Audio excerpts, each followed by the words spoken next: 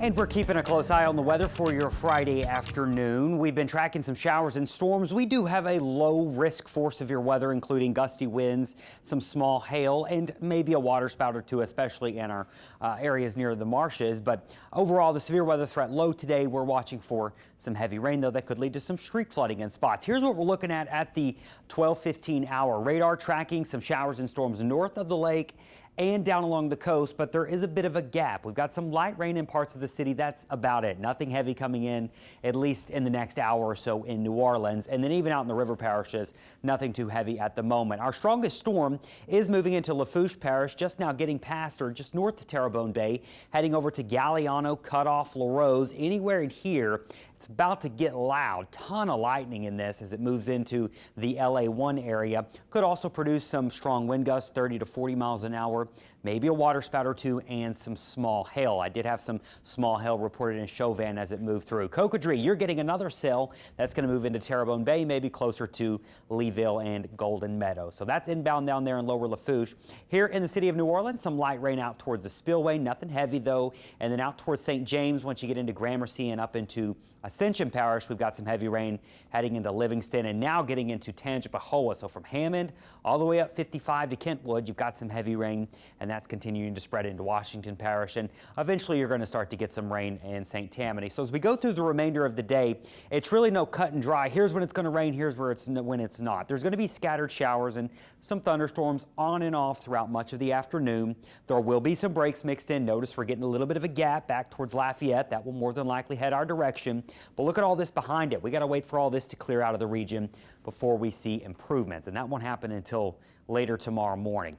So we got a couple rounds on the way. So the remainder of today, scattered showers and storms. Notice at times it won't be raining. It's not going to rain all day long continuously. But there you can see maybe a downpour or two across the city later this afternoon. Some breaks, more showers and storms across the region, some breaks, then more showers and storms. You get the picture. Now look at tonight. I think tonight's round is going to be a bit more widespread, spreading over the area mainly after midnight. So showers and storms across the area after midnight and into early tomorrow morning before we start to see some improvements later tomorrow morning. And then I think we'll be mostly dry for your Saturday afternoon. Main threat overall is the heavy rain potential. Not everyone sees flooding, but if you do, or if you get under one of these storms and it trains over your area for 30 minutes to an hour, you could easily pick up upwards of 4 inches or so.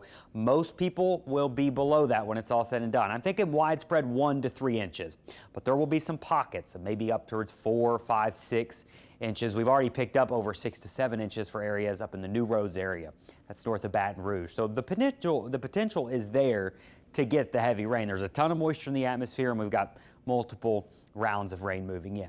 Now, a lot of questions about the Crescent City Classic tomorrow morning. I think we could have some showers around as we're lining up and as we're kicking it off, but rain chances dropping. And by the time we get into the noon hour, heading out to celebrate afterwards, it should be much, much drier. So maybe some rain early on in the run. Then Sunday for Easter, looking good. I have us dry, and then next week, rain's back in the forecast, all thanks to what we're calling a disturbed pattern or unsettled pattern. A couple things going to happen. Cutoff low is going to develop in the upper levels of the atmosphere, and then at the surface level, a surface low pressure is going to develop. Simply put, there's going to be rain across the Gulf Coast region. Now, depending on the track of this, will determine how much rain we get. Right now, a lot of guidance does have us getting rain Tuesday and Wednesday. It would also be breezy, and if that low stays south of our coast, or if we're just to the east of that low, we will have some onshore push, so higher than normal tides. If that low's a little further to the west, we may miss most of the rain or further to the east, we may miss most of the rain and have lower than normal tides. So just something to watch. There's still some uncertainty with that, but I do think we got some rain coming in next Tuesday and Wednesday. So keep an eye on things today. There's going to be plenty of breaks in the rain this afternoon, but at times could get heavy with some lightning and thunder. More rain tonight, but then improvements heading into the weekend.